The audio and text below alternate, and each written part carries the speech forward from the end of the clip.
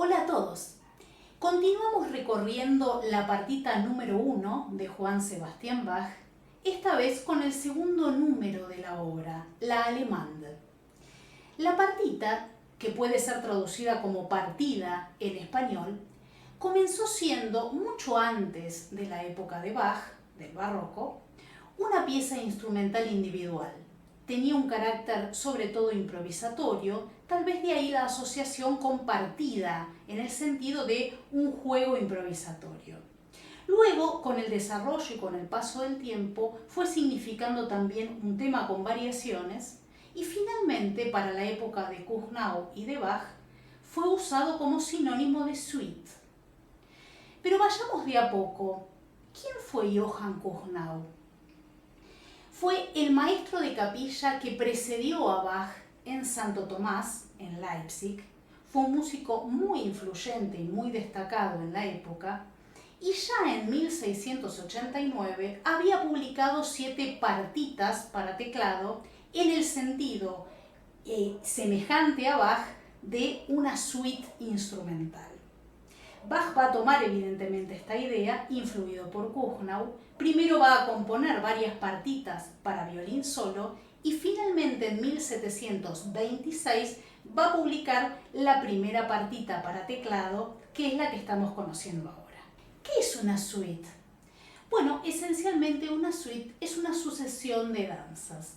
La palabra proviene del vocablo francés suite, que significa justamente lo que sigue, la continuación de algo. La suite nació de la costumbre, anterior al barroco en sí, de unir danzas de a dos, en general danzas contrastantes en su ritmo y en su carácter. En el periodo barroco, en el de Kuhnau y de Bach justamente, la suite ya estaba consolidada con 4 danzas estables que nunca iban a faltar en ninguna suite o partita. Esas 4 danzas eran la Allemande, la Courante o corrente, la Sarabande y la Gigue.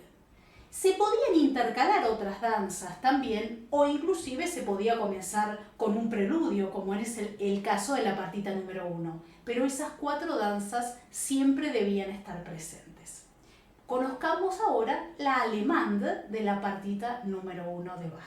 Los primeros datos fehacientes que tenemos con respecto de una danza llamada Allemande o alemana provienen del Renacimiento. Aparentemente se trataba de una danza más bien majestuosa y ceremoniosa, que poco tiene que ver en realidad con lo que nosotros escuchamos de la Allemande de la partita número 1. Sin embargo, escuchemos los acordes esenciales de los primeros 4 compases para entender la estructura central a partir de la cual Bach va a desarrollar este número.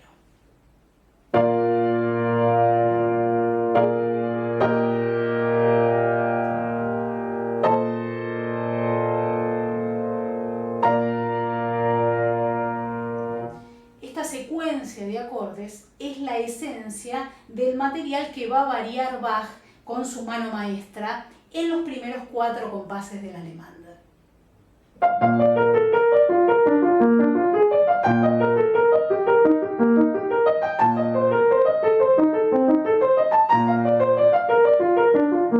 Esta misma secuencia de acordes le va a servir a Bach como base para la coda de la Allemande.